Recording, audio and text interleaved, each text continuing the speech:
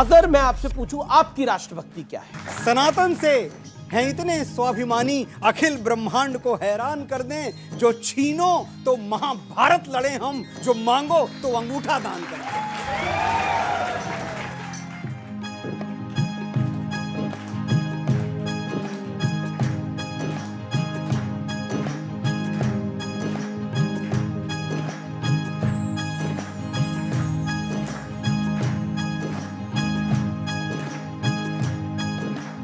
नमस्कार व्यूअर्स, मैं हूं अमीश देवगन और स्वागत है आपका इस विशेष एडिशन में। आज मेरे साथ एक बेहद खास व्यक्ति हैं। इनके शब्दों में जादू है या फिर कहें तो राष्ट्रवाद कूट कूट कर भरा है। ये हर मुद्दे पर अपनी बेबाक राय रखते हैं। सत्य और तथ्य बोलने की इनकी जिद इन्हें अक्सर विवादों में भी फंसा देती है। जोरदार तालियों के साथ स्वागत कीजिए राइटर, पोएट और मेरे दोस्त, पहचानिए कौन? तलवारों पे सर वार दिए, अंगारों में जिस्म जलाया है, तब जाके कहीं हमने सर पे ये केसरी रंग सजाया है। स्वागत करिए मनोज मुंतशिर का। स्वागत करिए मनोज मुंतशिर का। बहुत आभार, बहुत आभार। तो मनोज जी, आज आप तैयार हैं सवालों के बाढ़ झेलने के लिए? एक आरोप पत्र भी हमने तैयार किया है आपके लिए। अब जो आपने तैयार किया है वो झेलना ही पड़ेगा जी। कुछ ऑडियंस तो यहाँ है, लेकिन टेलीविजन स्क्रीन के उस पार करोड़ों आपके प्रेमी आपको देखेंगे, करोड़ों दर्शक आपको देखेंगे। उम्मीद है कि आज आप अपने आप पर लगे हर आरोप का आप जवाब भी देंगे। सफाई नहीं दूंगा, जवाब दूंगा जी। तो बहुत बहुत स्वागत मनोज मुंतशिर का।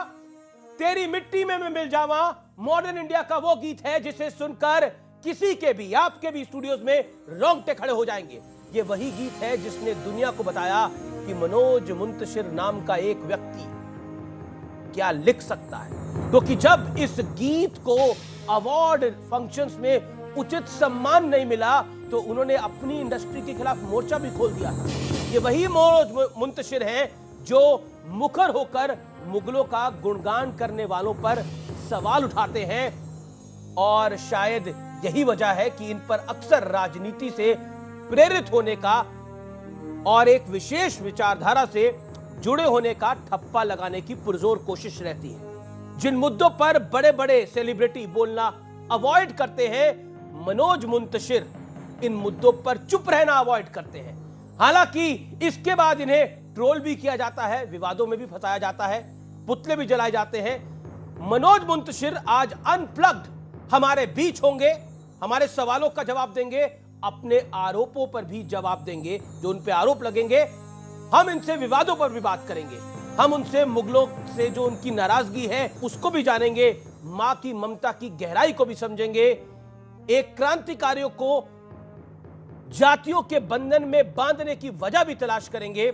साथ ही पूछेंगे कि क्या मनोज मुंतशिर राजनीतिक में हाथ आजमाने की अब तैयारी कर रहे हैं। मतलब साफ है कि आज का शो बेहद खास होने वाला है, क्योंकि इसमें राष्ट्र, राष्ट्रहित और राष्ट्रवाद की बात भी होगी और देश के इतिहास की भी बात होगी, रामचरितमानस की भी बात होगी और देश के हर मुद्दे पर भी बात होगी।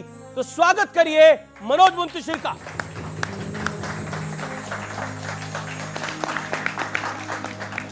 Thank you. मनोज मुंतशिर, क्योंकि आप शुक्ला थे, मुंतशिर क्यों बन जाता है? यहां मैं बता दूं कि मुंतशिर का मतलब होता है जो बिखरा हुआ होता है। क्यों बन जाता है? नाम था एक, रख लिया था बस यूं ही। क्या ये सारी जिंदगी ढोना पड़ेगा, और कितना टूटना बाकी बचा है, और कितना मुंतशिर होना पड़ेगा। बहुत बढ़िया। 17 साल की उम्र में जब बच्चे पढ़ाई कर रहे होते हैं, डॉक्टर, इंजीनियर बनने के सपने देखते हैं, आप इश्क कर बैठे? अच्छा, आपको 17 के पहले वाला नहीं पता? तो वो बताइए फिर आप दर्शकों को। 17 साल की उम्र में मैं क्लास 12th के आसपास का वाकया है। 12th में ही थे, हमारे पास जो रिसर्च है। 12th में था ना? हाँ करेक्ट। तो 12th में था, कोई दिखा, एक चेहरा, दो आंखें जी। और उसके बाद जो हुआ वो ये हुआ कि वो दो आंखों के को भुलाने के लिए पूरी जिंदगी में मेहनत करता रहा कि वो दो आंखें मैं भूलूं कैसे, क्या करूं कि भूल जाऊं। जितनी भी शायरी, जितनी भी पोइट्री, जितना कलाम आपको मेरा नजर आता है, वो सिर्फ उन्हीं दो आंखों को भूलने की कोशिश है। ये सवाल अच्छा, ये कहानी क्या थी कि उनके घर वालों ने भी आपको ठुकरा दिया? बताता हूं मैं, ये बात खत्म कर तब दूं उन्हें मैं पता नहीं था कि आप कहां पहुंच जाएंगे। सवाल एक छोटा सा था जिसके पीछे ये पूरी जिंदगी बर्बाद कर ली। जी, सवाल एक छोटा सा था जिसके पीछे ये पूरी जिंदगी बर्बाद कर ली। भुलाऊं किस तरह वो दोनों आंखें किताबों की तरह जो याद कर ली। और उसके बाद ये हुआ अमीश जी कि पढ़ने में ठीक ठाक था मैं, लेकिन सारे बच्चे क्लास में बैठ के बात कर रहे होते कि मैं तो इसके बाद ना मेडिकल करूंगा, कोई बोलता मैं इंजीनियरिंग करूंगा, मैं आईटी दूंगा, मैं सीपीएमटी के लिए जाऊंगा, मैं मैनेजमेंट में जाऊंगा, मैं तो फॉरेन जा रहा हूं। ये बातें होती तो रहती। आप क्या बोलते थे, मैं आशिक बन रहा हूं? नहीं आशिक तो मैं पैदा हुआ था जी, उस बनना थोड़ी था। मैं कहता देखो मैं फिल्मों में जाऊंगा, मैं गाने लिखूंगा। अमेठी जैसा एक छोटा सा तब गांव था जी, आज की तरह आप उसको शहर के तौर पे ना देखें। मैं बात कर रहा हूं 93 की। 93 जो हो गया आज से ठीक 30 साल पहले, आज से ठीक 30 साल पहले। यहां मैं आपको रोकना चाहता हूं, युवा पीढ़ी आज की इसको सुने। 93 की ये बात कर रहे हैं। अमेठी जैसे गांव से निकले, वहां से निकले, सपना देखा और सपने को पूरा करा। यानी सपने में दम होना चाहिए, हसरतें अपने आप पूरी हो जाती हैं। बिल्कुल, ये युवा पीढ़ी के लिए बहुत बड़ा मैसेज है। जी। तो हुआ ऐसा कि मैं ये सच भी बार बार बोलता रहा। तो जब मुझसे पूछा जाता, जो अब उस लड़की का नाम तो मैं ले नहीं सकता जी, लेना भी नहीं चाहिए, मैं खुद भी वो एहतियातन देख रही होगी आपको भी। मैं खुद भी एहतियातन उस गली से कम गुजरता हूं। मैं खुद भी एहतियातन उस गली से कम गुजरता हूं। कोई मासूम क्यों मेरे लिए बदनाम हो जाए। तो अमीश जी नाम नहीं लूंगा मैं, लेकिन मुझसे पूछा गया कि तुम क्या करोगे। मैंने कहा मैं फिल्मों में जाऊंगा, मैं गाने लिखूंगा। हाँ वो तो ठीक है, पर करोगे क्या? मैंने कहा यही करूंगा, यही करना है मुझे। ये बात जब उनके पिताजी को पता चली तो जो थोड़ी बहुत उम्मीद थी कि शायद हमारे बीच में कुछ हो पाए, वो सब वहीं खत्म हो गया। वक्त गुजरा, वक्त बदला, मैंने अपना पैशन नहीं छोड़ा।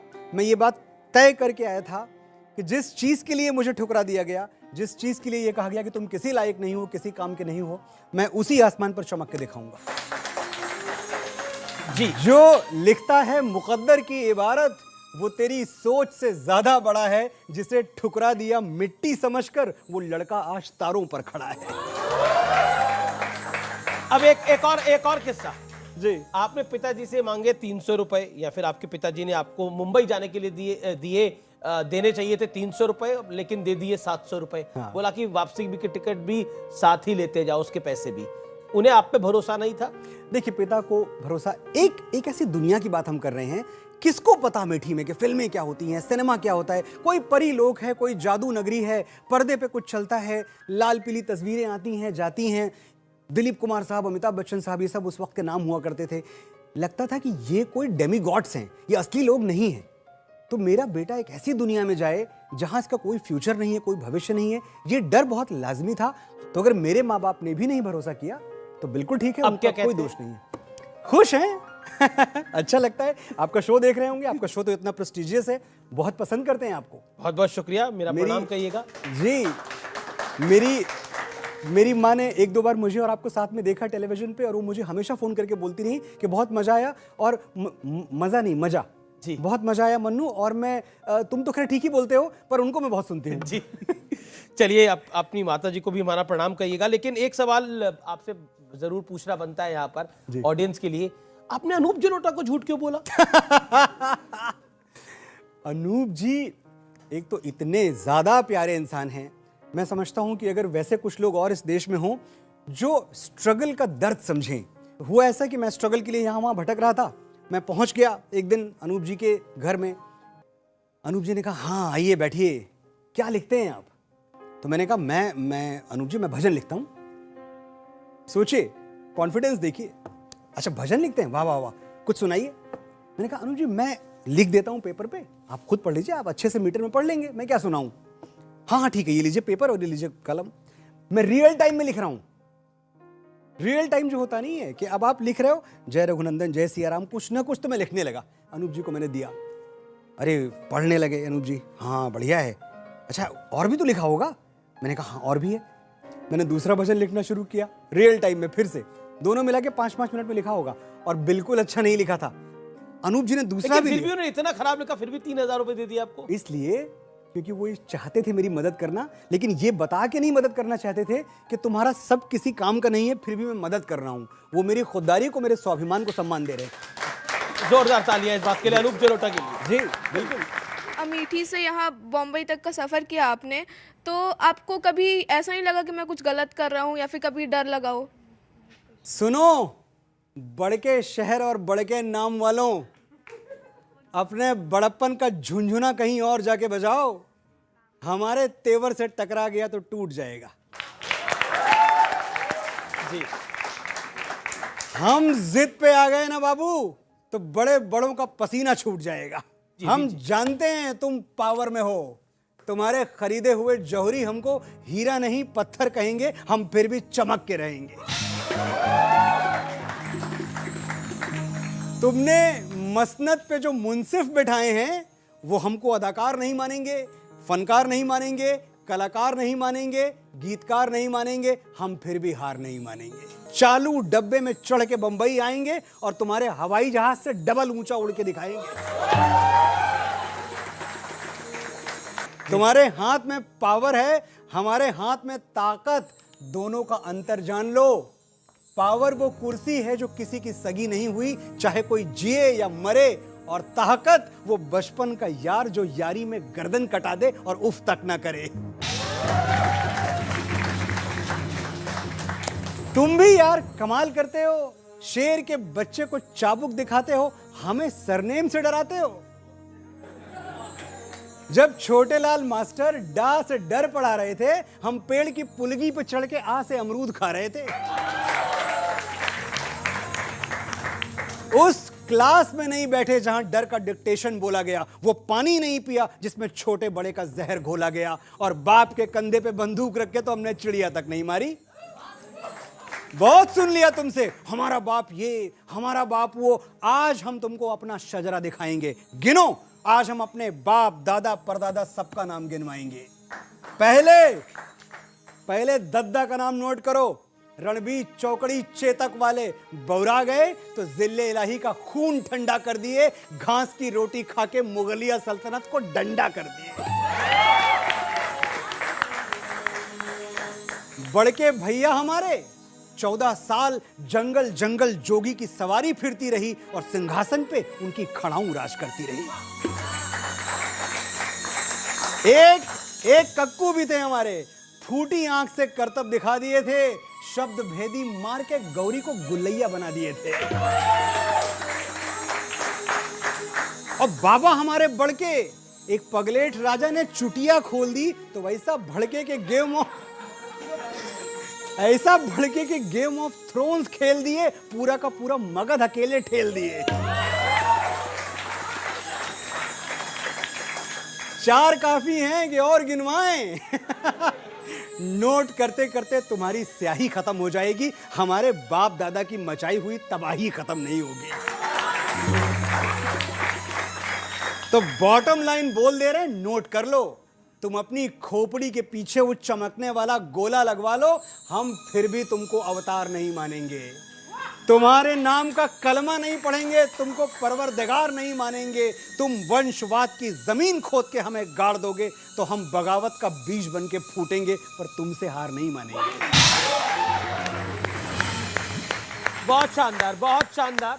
चलिए अब देखिए, अब तो आपकी जर्नी की बात हो गई, लेकिन अब आप पर आरोपों की बात होगी। आरोप नंबर 1 ये है कि आप इतिहास को एक तरफा देखना चाहते हैं, जिसमें महाराणा प्रताप की तो बात हो, हिंदू राजाओं की तो बात हो, लेकिन मुगलों की बात ना हो। जो लोग भुला देते हैं इतिहास को अपने, उन लोगों का भूगोल भी बाकी नहीं रहता। आप सभ्यताएं उठा के देख लीजिए, जहां लोगों ने इतिहास पढ़ना छोड़ दिया, इतिहास से सीखना छोड़ दिया और सच्चे इतिहास से मुंह मोड़ लिया, वो कल्चर्स, वो सिविलाइजेशंस नष्ट हो गई। हमें बार बार बताया जाता है, पढ़ाया जाता है, गांधी को किसने मारा, गांधी को किसने मारा। बिल्कुल आप बताइए कि गांधी को किसने मारा, लेकिन गुरु तेग बहादुर साहिब के बेटों को किसने मारा, ये कब बताओगे आप? ये आप इतिहास में क्यों नहीं लिखते? आप मुझे बताते हैं कि भाई ताजमहल इन्होंने बनवा दिया, कुतुब मीनार इन्होंने बनवा दी। ठीक है, सोमनाथ किसने तोड़ा? मथुरा किसने तोड़ा?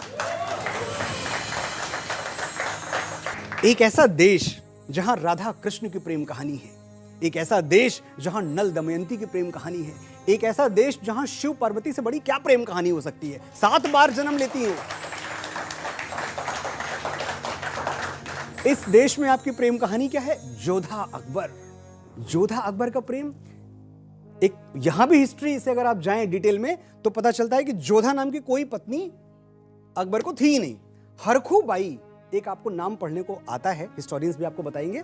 हरखू बाई आमेर के राजा भारमल की बेटी थी जी। उसके डिटेल में आप जाएंगे तो पता चलेगा कि डरा धमका के, बिकॉज अकबर को प्यार हो गया, बहुत खूबसूरत थी हरखू बाई, डरा धमका के भाई या तो तुम्हारे बाप की मैं किंगडम छीन लूं या तुम मेरी हो जाओ। बेटी थी, कुर्बानी दे दी कि चलो ठीक है, यही सही, मैं अपने पिता को किसी मुश्किल में नहीं देख सकती। तीसरी पत्नी थी वो, फिर भी मैंने मान लिया कि चलो ठीक है, प्यार तीसरी बार हो गया, कोई बात नहीं, तीसरी बार हो गया, अब आपका प्यार सेटल हो गया ना, अब तो आपको मिल गई आपकी जोधा। उसी साल दूसरी शादी की है, अगले साल एक और शादी की है, उसके अगले साल एक और शादी की, 32 शादियां की हैं। इनके बाद हरखू बाई जोधा के बाद उन्होंने 32 और शादियां की हैं, मरते मरते 35 ब्याह किए हैं उसने। जो हरम में 6000 औरतें थी उनका मैं जिक्र नहीं कर रहा अभी। तो ये इस प्रेम कहानी को आप सेलिब्रेट करते हैं। अगर आप इस प्रेम कहानी को सेलिब्रेट करते हैं, का इतिहास बनाएंगे तो बताएंगे तो तकलीफ तो होगी, होनी चाहिए तकलीफ, जिनको होनी चाहिए, मैं उनकी तकलीफ के लिए बोल रहा हूं। आप ये देखते हैं, मैं समझता हूं प्यार क्या है। मेरे लिए प्यार वो है जो राजा रतन सिंह से महारानी पद्मावती ने किया, उसे मैं प्रेम समझता हूं। जलती हुई चिता में कूद गई, अलाउद्दीन खिलजी को अपने आंचल का एक तार नहीं छूने दिया, इसे कहते हैं प्रेम। मुझसे पूछेंगे प्रेम क्या है? प्रेम वो है जो भगवान श्री राम ने अपनी प्राण प्रिय पत्नी सीता से किया, समुद्र के सीने पे पुल बांध दिया। दुनिया के सबसे बड़े अत्याचारी से, सबसे बड़े आतताई से भालुओं और वानरों की सेना लेकर लड़ गए, अपनी पत्नी के प्राण बचाने थे, अपनी पत्नी को छुड़ाना था। यह प्रेम हुआ। और अभी भी लग रहा है कि भाई आप तो बड़ी दूर की बात कर रहे हो, तो मैं नजदीक की बात कर लेता हूं। प्यार वो है जो दशरथ मांझी ने अपनी पत्नी से किया था, छेनी हथौड़ी लेके पहाड़ काट डाला। ये प्यार है। आप किस झूठ पे जीने के लिए मुझे मजबूर कर रहे हैं? ग्लोरीफाइड डकैत क्यों कहते हैं आप इनको, मुगलों को? ग्लोरीफाइड डकैत, ये नई टर्म दे दिया आपने। ये क्यों आए थे? चलिए आज हम एक बात समझते हैं। ये आपके यहाँ ताजमहल बनवाने आए थे?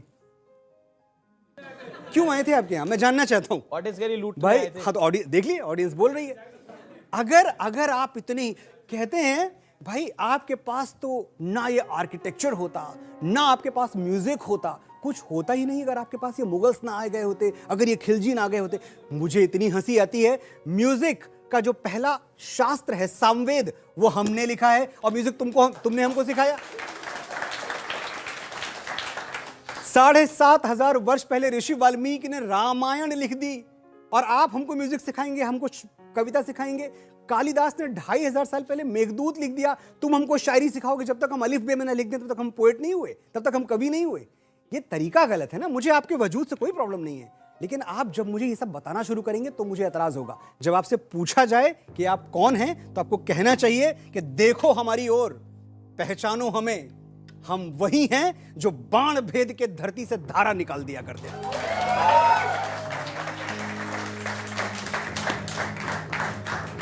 एक उंगली पे गोवर्धन उठा लिया करते थे। हम ही थे वो दिलेर जो चक्रव्यूह में वापस लौटने की विद्या सीखे बगैर गए, और वो भी हम ही थे जिनके फेंके हुए पत्थर पानी में तैर गए। हम मारना भी जानते हैं और बचाना भी। हमने दुश्मनों के लिए फाइटर जेट्स बनाए, संगीन बनाई, और जब जिंदगी की सांस टूटने लगी तो हम ही ने वैक्सीन बनाई।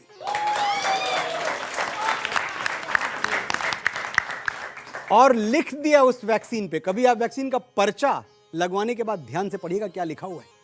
लिख दिया इस वैक्सीन पे, सर्वे संतु निरामया, यानी ईश्वर सिर्फ हम पर ही नहीं, हर किसी पर, हिंदू, मुसलमान, क्रिश्चियन, ईसाई, जर्मन, इराकी, ईरानी, जो भी दुनिया में है, ईश्वर सब पर करे दया। हम इतना बड़ा सोचते हैं। हम जाबाज हैं, जियाले हैं, आंधियों से खेले हैं, बिजलियों के पाले हैं। हम शांति का सवेरा हैं, मानवता के उजाले हैं। पहचानो हमें, हम भारत वाले हैं। बहुत जी। अब अगले आरोप पर आते हैं। आपने पहले आरोप का जो जवाब बहुत बखूबी से दिया कि हम भारत वाले हैं, लेकिन अगला आरोप यह है कि आप कांग्रेस के खिलाफ जहर उगलते हैं। और यह आरोप मैं क्यों लगा रहा हूं? यह आरोप के पीछे पिछला साल है, यानी साल 2022 है, और भोपाल के रविंद्र भवन में वो कार्यक्रम है जिसमें आपने एक दो लाइनें पढ़ी और उसके बाद विवाद खड़ा हो गया। आप ही की बॉलीवुड से आती हैं ऋचा चड्ढा, वो कहती हैं ये शर्मसार करने वाला है, बहुत बुरी कविता है। कौन? ऋचा चड्ढा एक एक्ट्रेस है। जी, मैंने सिर्फ इतना कहा था कि विदेशी माता से पैदा हुआ पुत्र कभी राष्ट्रभक्त नहीं हो सकता, ऐसा चाणक्य ने कहा था, कौटिल्य ने कहा था। मैंने एक बात वहां और कही थी कि जो सैनिकों का अपमान करते हैं, ये सारी बातें कांग्रेस ने किसी एक व्यक्ति से कैसे जोड़ दी? मैंने किसी का नाम कभी नहीं लिया था। रिएक्शन अमित जी उस चीज का था जहां मैं टेलीविजन पे न्यूज देख रहा होता हूं और इस देश का एक जिम्मेदार राजनेता ये कह रहा होता है कि हमारे सैनिक चीन से पिट रहे हैं। बताइए, हमारे सैनिक पिट रहे हैं। एक तो कौन पिटा और कौन पीटा ये हमने वीडियोस में देखा, जितने वीडियोस उस वक्त वायरल हो रहे थे। फिर भी अगर कभी होता भी, अगर कभी ऐसी सिचुएशन आ भी गई कि किसी वजह से हमारे सोल्जर्स को, हमारी सेना को बैकफुट पे जाना भी पड़ा, तो आप उनका मनोबल तोड़ेंगे, आप उनका उत्साह तोड़ेंगे, आप उनकी हिम्मत तोड़ेंगे ऐसी बातें करके? इसकी इजाजत आपको नहीं दी जाती। ये अगर कोई फरिश्ता नाम की कोई चीज है, देवदूत नाम की कोई चीज है, तो यही लोग हैं, बाकी मैं किसी को नहीं जानता।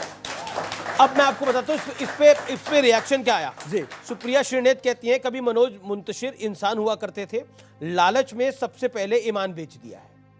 सुप्रिया जी से मैं बड़े आदर के साथ कहना चाहता हूं कि ये बात सिद्ध करें कि वो जो लालच है, उस लालच का सिला मुझे क्या मिला।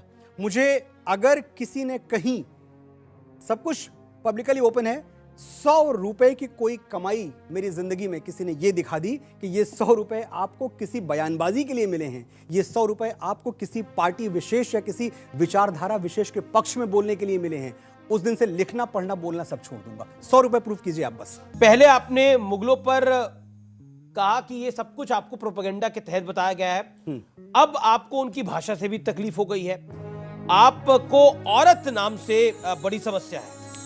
औरत शब्द आता कहां से है? 16वीं सदी में हमारे यहां औरत शब्द का प्रादुर्भाव हुआ। 16वीं सदी के पहले हम क्या बुलाते थे? हम स्त्री कहते थे, हम नारी कहते थे, हम महिला कहते थे। 16वीं सदी में जब एक इस्लामिक कल्चर यहां सेट होना शुरू हुआ तो ये शब्द आने लगा, उन्हीं के साथ आया। क्या है औरत का मतलब? औरत एक अरेबिक शब्द है, और अगर आप डिक्शनरी में जाके इसके डिटेल में जाके देखेंगे तो ये बनता कैसे है, एटिमोलॉजी क्या है इसकी। औरत बनता है अवरा शब्द से, अवरा। अवरा का मतलब होता है फीमेल जेनाइटल्स, योनि।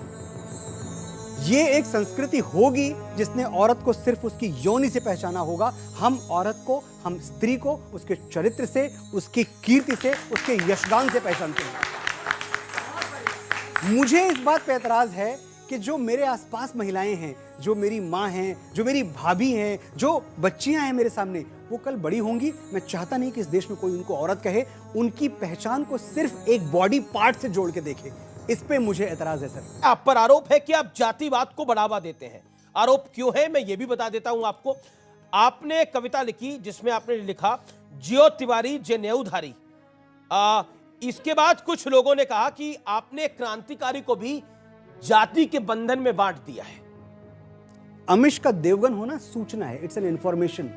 मनोज का शुक्ला होना इट्स एन इंफॉर्मेशन। उस इंफॉर्मेशन को जो छुपाते हैं अपने स्वार्थ के लिए, अपने निहित स्वार्थ के लिए, वो गलत कर रहे हैं। या मैंने एक सही बात बता दी, मैंने सही बात बता के गलती की। बॉलीवुड फिल्में बनाता है, मेरी ही इंडस्ट्री है। उन फिल्मों में जो पाखंडी है कौन है? ब्राह्मण है। जो धूर्त है कौन है? ब्राह्मण है। जो चालाक है वो कौन है? ब्राह्मण है। जो डंडी मार रहा है सौदा देते हुए वो कौन है? ब्राह्मण है। तिलक लगाया हुआ है उसने। और मदर इंडिया जैसी फिल्में जो कि किसी की इज्जत के साथ खेल रहा है, वो भी तिलक लगाया हुआ है उस वक्त उसने, वो ब्राह्मण हो या शूद्र या वैश्य हो। जो मुहावरे रचे गए हैं, मुहावरे क्या हैं? गुनाहों का देवता। पाप का पुजारी, हवस का पुजारी। भाई हवस का पादरी क्यों नहीं हो सकता? पाप का पादरी क्यों नहीं हो सकता? हवस का मौलाना क्यों नहीं हो सकता? क्या कविता थी जो आपने पढ़ी थी, जियो तिवारी जिन्हें उधारी? मलते रह गए हाथ शिकारी, उड़ गया पंछी तोड़ पिटारी, अंतिम गोली खुद को मारी, जियो तिवारी जने उधारी। काया से जैसे बजरंगी, शिव के जैसा तेज भुजंगी। काया से जैसे बजरंगी, शिव के जैसा तेज भुजंगी, तीसरी आंख खुली तो कांपे थर थर थर थर दुष्ट फिरंगी। अंग्रेजों के शव पे नाचा नीलकंठ का वो अवतारी, जियो तिवारी। आप राष्ट्रवादी हैं, आप ब्राह्मणवादी हैं, आप मुंतशिर हैं, आप शुक्ला हैं, आप हैं कौन ये भी जानना चाहते हैं, मैं भी जानना चाहता हूं और ये तमाम दर्शक भी जानना चाहते हैं। समझना चाहते हो कौन है हम, तो वेदों की ऋचाएं पढ़ के देखो। कोई तुलसी कोई रसखान ढूंढो, फिर उनकी प्रार्थनाएं पढ़ के देखो। हवाओं पर लिखे हैं काव्य हमने, तो हिमगिरी की हवाएं पढ़ के देखो। प्रवाहित हैं जो गंगा जल में अविरल, वही स्वर्णिम कथाएं पढ़ के देखो। समझना है हमें, तो बस ये समझो कि हम नियति से भी डरते नहीं हैं। हृदय करुणा से पर इतना भरा है, अनादर कण कभी करते नहीं है। हमारी उंगलियों में वो तड़प है कि बंसी सुन के राधा नाचती थी। हमारी उंगलियों में वो तड़प है कि बंसी सुन के राधा नाचती थी। उसी उंगली पे लेकिन चक्र डोला तो धरती भय से थरथर कांपती थी। हमारे स्पर्श में है तेज इतना, शिला छू के उसे इंसान कर दे। अहिल्या, भगवान श्री राम की कथा याद आती है आपको? ये है हमारा परिचय, मेरा भी, आपका भी, इन सब का भी। हमारे स्पर्श में है तेज इतना, शिला छू के उसे इंसान कर दें। हमारी प्रार्थना में है शक्ति इतनी कि हम पाषाण को भगवान कर दें। हम ही वो शिव हैं जो विषपान करके समूचे विश्व का कल्याण कर दें। हम ही वो रुद्र है जो नेत्र खोलें तो तीनों लोक को शमशान कर दें। सनातन से हैं इतने स्वाभिमानी, अखिल ब्रह्मांड को हैरान कर दें। सनातन से हैं इतने स्वाभिमानी, अखिल ब्रह्मांड को हैरान कर दें। जो छीनो तो महाभारत लड़े हम, जो मांगो तो अंगूठा दान कर दें। हमें अभिमान उस वंशावली पर जो रघुनंदन से जाके जुड़ रही है। हम ही वो हिंदू हैं जिनकी पताका गगन के पार जाके उड़ रही है। हम ही दशमेश गुरु के लाडले हैं, हम ही सतनाम हैं, ओंकार हैं हम ही अरिहंत की अवधारणा हैं, सतत बुद्धत्व का अवतार हैं हम ही हैं शांति के संदेश वाहक, के मानवता का मंत्रोच्चार हैं हम। समझना चाहते हो हमको, तो बस ये समझो कि हिंदू हैं, समझ के पार हैं हम। बहुत शानदार, ये आपकी नई कविता है, बहुत अच्छी लिखी है आपने। पिछले कुछ दिनों में रामचरितमानस को नफरती ग्रंथ बता दिया गया। प्रभु राम के चरित्र का वर्णन आप कैसे करेंगे? प्रभु राम के चरित्र से हमें यह सीखना चाहिए जी कि पहली जो शर्त है इंसान की, वो शांति है। रावण को मारने के पहले अगर मैं आपसे कहूं कि एक बड़ी घटना बताओ आप मुझे श्री राम के जीवन की, तो आपको क्या याद आएगा? शिव का धनुष तोड़ना। शिव का धनुष तोड़ना सांकेतिक तौर पे भगवान श्री राम का कहना था कि मैं शस्त्र में नहीं शांति में विश्वास करता हूं। यह एक स्टेटमेंट मैं समझता हूं रहा होगा। लेकिन वही भगवान श्री राम जब अपनी प्राणप्रिया पत्नी सीता को बचाने के लिए समुद्र से 3 दिन तक अनुरोध करते हैं कि रास्ता दे दो मुझे, मार्ग दे दो मुझे, फिर क्या होता है? 3 दिवस तक पंथ मांगते रघुपति सिंधु किनारे, बैठे पढ़ते रहे छंद अनुनय के प्यारे प्यारे। उत्तर में जब एक नाद भी उठा नहीं सागर से, उठी अधीर धधक पौरुष की आग राम के शर से। सच पूछो तो शर में ही बसती है दीप्ति विनय की, संधि वचन संपूज्य उसी का जिसमें शक्ति विजय की। आपके पास पहले शक्ति होना जरूरी है, फिर आप शांति की बात करें, लेकिन पहले शक्ति अर्जित करें। तलवारें जहां सोती हैं बंद म्यानों में, किस्मतें वहां सड़ती हैं तहखानों में। तलवारें जहां सोती हैं बंद म्यानों में, किस्मतें वहां सड़ती हैं तहखानों में। शोणित के बदले, शोणित यानी खून, शोणित के बदले अश्रु जहां बहता है, वो देश कभी स्वाधीन नहीं रहता है। बहुत शानदार। एक आप पे आरोप लगता है कि आप राइट विंगर हैं, और लेकिन आप खुद राइट विंगर हैं, लेकिन आप ही की फिल्म का विरोध होने लग गया आदिपुरुष का, क्या कहेंगे? खुद आ गए आप इस झमेले में। मैं राइट या लेफ्ट में नहीं, राइट या रॉन्ग में विश्वास करता हूं। मैं राइट की तरफ हूं, लेकिन वो जो रॉन्ग वाला राइट है ना, जो रॉन्ग का विलोम है, अपोजिट, उस राइट में हूं मैं सही तरफ हूं। सवाल जहां तक आदिपुरुष का है, आदिपुरुष पे 95 सेकंड का एक टीजर था। 95 सेकंड के एक टीजर पे लोगों का रिएक्शन आया। पहली बात तो उस रिएक्शन का हम पूरा सम्मान करते हैं। मैंने फिल्म लिखी है, हमारे डायरेक्टर ओम राउत जी, पूरी फिल्म की जो भी टीम है, मैं सबकी तरफ से एक स्पोक्सपर्सन की तरह बोल रहा हूं कि एक एक बात जो आपने कही है, एक एक बात का सम्मान है। लेकिन बड़ी विनम्रता के साथ हम ये कहना चाहते हैं कि 95 सेकंड में आप हमारी फिल्म को जज नहीं कर सकते। फिल्म का टीजर आया है, ट्रेलर आने दीजिए, फिल्म आप थिएटर में देखेंगे। अगर जय श्री राम बोलते हुए इस देश का 100 करोड़ हिंदू थिएटर से बाहर नहीं निकला तो आप मेरा नाम बदल दीजिएगा। वीर सावरकर को लेकर बहुत सी बातें होती हैं, बहुत से विवाद खड़े किए जाते हैं जी। वीर सावरकर किसी परिचय के मोहताज नहीं है, लेकिन वीर सावरकर के बारे में आप कुछ कहना चाहें? वीर सावरकर को मैं ऐसे सुनाना चाहें, कुछ सुनाना चाहें? वीर सावरकर को मैं ऐसे जानता हूं कि वीर सावरकर वो हैं जिन्होंने भारत माता की स्तुति में 6000 कविताएं लिखी हैं, और ये 6000 कविताएं कागज पे नहीं लिखी गई हैं, सेलुलर जेल की दीवारों पे लिखी गई हैं। ये 6000 कविताएं कलम से नहीं लिखी गई हैं, उंगलियों से और कील से और कोयले से खुरच खुरच के लिखी गई हैं।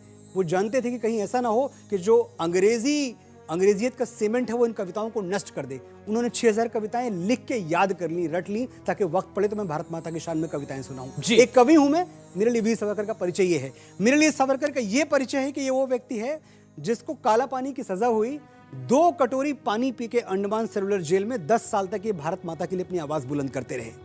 और एक बात आप और जान लें, कौन थे वीर सावरकर? डी ग्रेड के प्रिजनर थे, डी ग्रेड के कैदी थे। डी ग्रेड क्या होता है?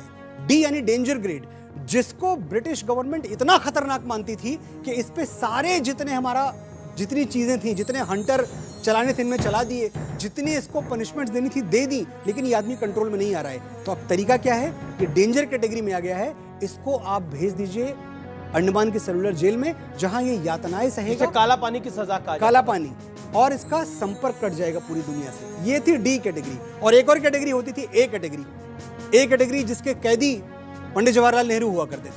वो जब भी जेल में गए वो ए कैटेगरी के कैदी थे। आपको न्यूज़पेपर मिल रहा है पढ़ने को, आपको वॉक करने को मिल रहा है, आपको दोस्तों से मिलने को मिल रहा है, सारा आपका ख्याल रखा जा रहा है। मेरे जैसे आइडल भगत सिंह जी है, तो सर आपके आइडल कौन है? मेरे आइडल भी भगत सिंह जी है।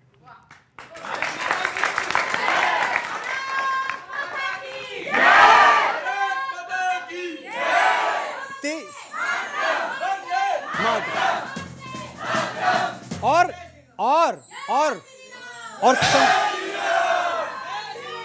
जय श्री राम।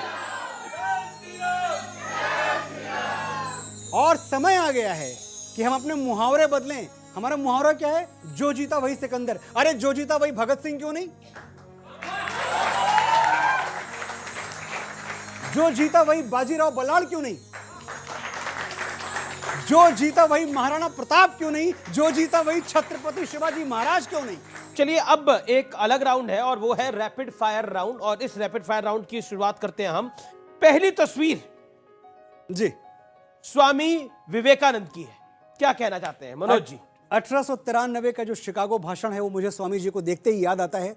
और वो भाषण के जो पहले 5 शब्द थे, sisters and brothers of America, ये भारतीयता है कि हम पूरी दुनिया को अपना मानते हैं, जिसमें गिरती हैं सभी नदियां, वो सिंधु हैं हम, सारी दुनिया को वतन कहते हैं, हिंदू हैं हम। अगली तस्वीर है खिलजी की। ग्लोरीफाइड डकैत हैं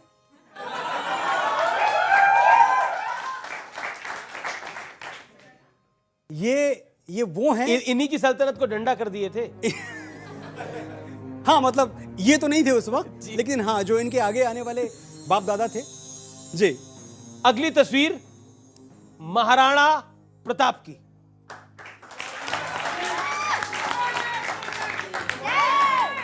चुन चुन कर लाए हैं हम आपके लिए तस्वीरें। जी जी जी। महाराणा प्रताप जब जंगलों में थे, जब घास की रोटी खा रहे थे, एक ऐसा वीर जिसको दुनिया में कोई ताकत झुका नहीं पाई, एक दिन खाली इनके जीवन में ऐसा आया था जब महाराणा प्रताप की हिम्मत टूटी थी। मैं आज बताना चाहता हूं वो दिन क्या था। इनकी बेटी जब रोने लगी और उनकी बेटी ने रो के कहा कि मैं तो महलों में रहती थी, मेरे सामने 52 तरह के पकवान आते थे, आज इतने दिन हो गए मैं पानी पी के जी रही हूं, अब जब मैं पानी पीती हूं तो मेरे पेट में चोट लगती है, मुझे कुछ खाने को चाहिए। ये वो दिन था जब पहली बार महाराणा प्रताप ने कहा कि मैं संधि पत्र लिख देता हूं, शायद ये लड़ाई मुझसे नहीं लड़ी जाएगी, मैं दुनिया में सब कुछ देख सकता हूं लेकिन अपने बच्चे के साथ ऐसा होता हुआ नहीं देख सकता। उस दिन महारानी जो कि महाराणा प्रताप की पत्नी थी, उन्होंने आके उनका हाथ रोका था और जो कहा था मैं चाहता हूं उसी तरह से मैं इनको परिभाषित करूं। महारानी ने कहा था महाराणा प्रताप से कि तू प्राण सनातन का है, तू मानवता का जीवन है। तू प्राण सनातन का है, तू मानवता का जीवन है, तू सतियों का आंचल है, पावनता का धन है, तू भारत का गौरव है, तू जननी सेवा रत है, सच कोई मुझसे पूछे तो तू ही तू भारत है। अगली ये महाराणा थे। विश्वास मुझे निजवाणी का है, राजपूत कुल प्राणी का, वो झुक सकता है वीर नहीं यदि दूध पिया छत्राणी का। अगली तस्वीर छत्रपति शिवाजी महाराज की। छत्रपति शिवाजी महाराज के पहले जयकारा लग जाए। छत्रपति शिवाजी महाराज की। छत्रपति शिवाजी महाराज मर्द मराठा थे और जब हम ये एक बड़ी गलतफहमी हमें है और वो गलतफहमी हमें ये है कि भाई मुगल्स थे, मुगल्स के बाद अंग्रेज आ गए। हम बड़े कन्वीनियंटली इस नैरेटिव को हमने एक्सेप्ट कर लिया है कि मुगल्स और अंग्रेजों के बीच में एक छत्रपति शिवाजी महाराज भी थे जिन्होंने एक्चुअली उस वक्त पूरे भारत का जो साम्राज्य है वो मुगलों से वापस ले लिया था। अगली तस्वीर जो आ रही है हाँ, वो औरंगजेब की है। क्या कहना चाहते हैं आप इनके बारे में? इन्होंने अपने पिता को अपने भाई का कटा हुआ सिर भेजा था। हाँ, इन्होंने पिता को भाई का कटा हुआ सिर भेजा था। इन्होंने अपने पिता को कैद कर लिया था। इन्होंने फतवाए आलमगीरी लागू किया था। इन्होंने जितने मंदिर तोड़े हैं उनकी अगर आज हम एक लिस्ट बनाने पे लग जाएं तो शायद बरसों बरस निकल जाएंगे। इस समय जनेऊ जलाते थे, ये जनेऊ जलाते थे। और इस देश के शायर क्या लिखते हैं? इस देश में शायर भी ऐसे हैं जो इनको ग्लोरीफाई करते हैं। मुनव्वर राणा साहब लिखते हैं कि वजारत चंद घंटों की, महल मीनार से ऊंचा, मैं औरंगजेब हूं अपने लिए खिचड़ी बनाता हूं। ये ग्लोरीफाई कर रहे हैं मुनव्वर राणा साहब इनके बारे में लिख के। इस आदमी के जो अपने भाई का सर काटता है, अपने पिताजी को जेल में भेजता है, जो अपने भाई के सर काटता है, जो गुरु तेग बहादुर के साहिबजादों का कत्ल करवाता है। कहां से हम जाएंगे, कहां तक रुकेंगे? जिस आदमी ने मथुरा तोड़वा दिया, जिस आदमी ने हमारे काशी का क्या हाल कर दिया, इस आदमी को अगर आप किसी भी तरह से भारत का बेटा, भारत का पुत्र, भारत की संतति मानते हैं तो मैं समझता हूं कि इससे बड़ी मूर्खता दुनिया में कोई और कुछ नहीं। अन्याय है ये। या अब अगली तस्वीर जो है हाँ, वो है देश के प्रधानमंत्री की। क्या कहना चाहते हैं? हमारे सीने में हवन कुंड की चिंगारी है, टिमटिमाने और बुझने के दिन गए, अब धधकने की तैयारी है। याद रखिएगा, 19वीं सदी ब्रिटेन की थी, 20वीं अमेरिका की, 21वीं हमारी है। अगली तस्वीर जो है वो पठान फिल्म की है और आदि पुरुष की है। क्या बॉयकॉट कल्चर सही है? बॉयकॉट कल्चर, जैसा कि मैंने पहले कहा, एक सही शुरुआत थी जो अब गलत हाथों में है। गलत हाथों में जी। और इस विशेष कार्यक्रम में रुकेंगे एक अंतराल के लिए, लेकिन अंतराल के उस पार पब्लिक के होंगे सवाल और मनोज मुंतशिर के होंगे जवाब। देखते रहिए ये सबसे अनोखा कार्यक्रम। तुम्हें लगता था हम गए गुजरे हैं, बेचारे हैं। आज दुनिया के सबसे कामयाब लोगों की लिस्ट बनाओ, 10 में से 7 हमारे हैं। हमारी रफ्तार देखो, जब हमारे पड़ोसी चौक से चांद का डायग्राम बनाना सीख रहे थे, हम चांद की मिट्टी चूम के लौट आए। जब दुनिया मिशन मार्स पर करोड़ों डॉलर फूंक रही थी, हम मुट्ठी भर पैसों में मंगल घूम के लौट आए।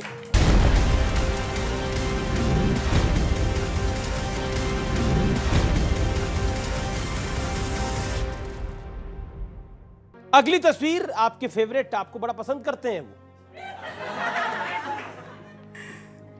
ये साहब, इनको वंदे मातरम पे एतराज है। जो तोले दिल के रिश्तों को बना है वो तराजू क्या। अगर दोनों ही भाई हैं तो फिर मैं क्या, तो फिर तू क्या। ये मिट्टी तेरी भी मां है, ये मिट्टी तेरी भी मां है, ये मिट्टी मेरी भी मां है। तो मां को सर झुकाने में मुसलमान और हिंदू क्या। क्योंकि मां की बात हुई और मां पर जो आपकी कविता है वो इस देश का हर नागरिक सुनना चाहता है। क्या कहेंगे और कैसे सुनाएंगे? इस बात से बड़ा कोई सच नहीं है कि मां से पवित्र और मां से महान कोई हो नहीं सकता। देखो, मैं मानता हूं कि दुनिया में कोई रिश्ता छोटा या बड़ा नहीं होता, लेकिन मेरी मां के बराबर कोई और खड़ा नहीं होता। और क्यों ऐसा है? मैं मानता हूं कि दुनिया में कोई रिश्ता छोटा या बड़ा नहीं होता, लेकिन मेरी मां के बराबर कोई और खड़ा नहीं होता।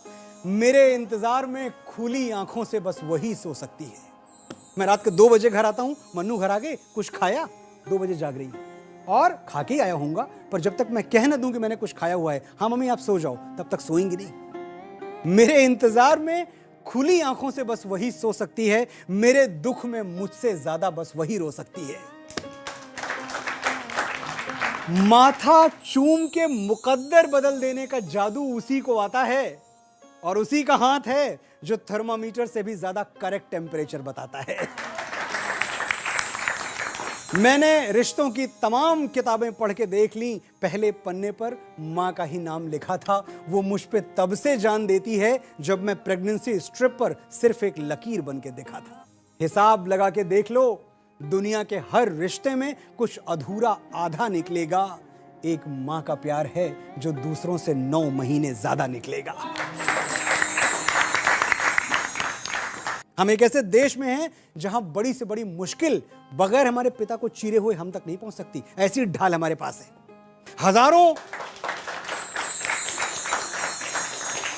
हजारों मुश्किलों से लड़ रहा हूं मैं अकेला ही।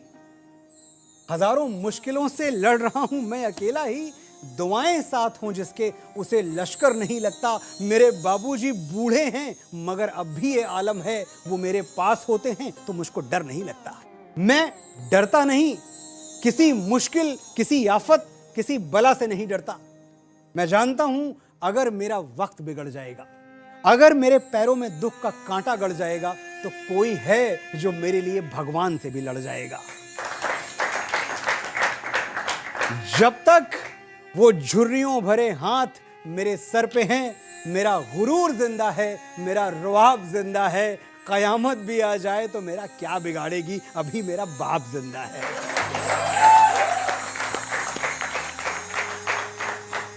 बिल्कुल आखिरी दौर में है मनोज भाई। अगर मैं आपसे पूछूं आपकी राष्ट्रभक्ति क्या है?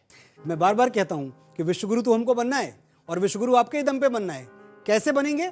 तरीका यही है कि 24 घंटे आप राष्ट्रभक्ति के मोड में रहें। कोई 2-4 मिनट की बात नहीं है, किसी घटना की बात नहीं है। एक बात मैं कह के जाऊंगा यहां से कि दुनिया वालों, जितना जोर है लगाओ, हम हिंदुस्तानियों को रोक के दिखाओ।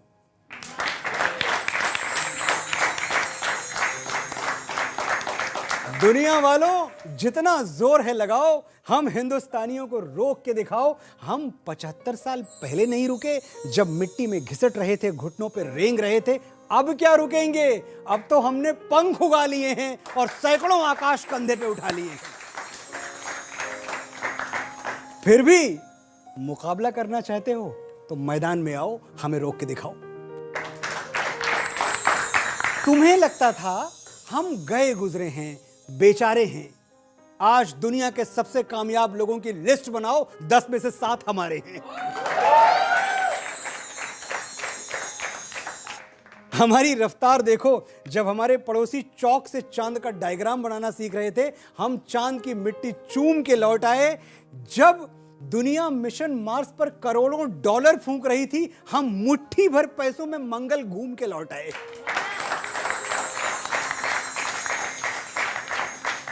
भट्टियां कितनी भी बड़ी बना लो, हम अग्निपुत्रों के बिना आग कहां से लाओगे। जो कृष्ण की तरह तुम्हारी तरक्की का रथ हांकें, वो प्रतिभा, वो दिमाग कहां से लाओगे। बैठे रहो गूगल और ट्विटर खोल के, पिचाई और पराग कहां से लाओगे। तेरी मिट्टी आपके शब्दों में जरूर होना चाहिए। Stage is yours now. तेरी मिट्टी जितना आपने सुना है सिर्फ उतना नहीं है, तेरी मिट्टी कहीं और जन्मा है। जहां जन्मा है आपको वो मूल आज आपको बता रहा हूं मैं। वो चिट्ठी ये होगी कि सरहद पे गोली खा के जब टूट जाए मेरी सांस, मुझे भेज देना यारों मेरी बूढ़ी माँ के पास। बड़ा शौक था उसे मैं घोड़ी चढ़ूं, धमाधम ढोल बजे, तो ऐसा ही करना। मुझे घोड़ी पे लेके जाना, ढोलके बजाना, पूरे गांव में घुमाना और माँ से कहना बेटा दूल्हा बन के आया है। बहू नहीं ला पाया तो क्या, बारात तो लाया है।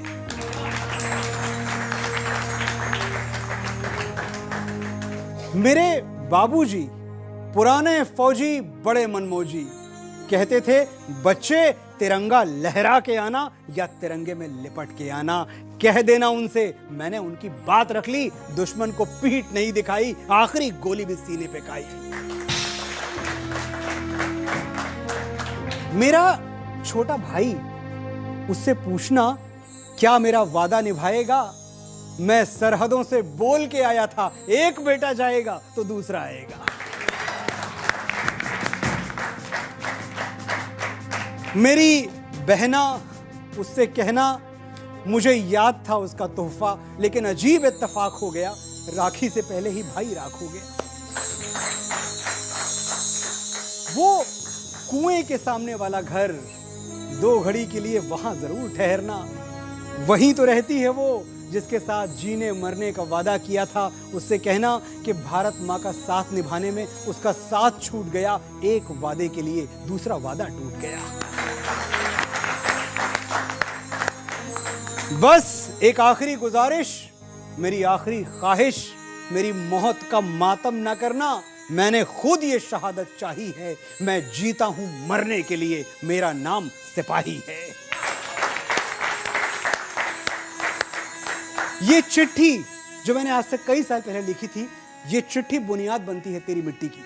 इसी चिट्ठी का जो एक गीत वाला वर्जन है, मैं इसको तेरी मिट्टी कहता हूं, क्योंकि जब मुझे ये फिल्म दिखाई गई तो मेरे मन में बस यही चल रहा था कि शायद ये जो हमारे 21 जांबाज दशमेश गुरु के जो लाडले, जो सिर्फ इसलिए इस दुनिया से जा रहे हैं ताकि उनका किला रह जाए, ऐसे वीर क्या सोच रहे होंगे अपने आखिरी वक्त में।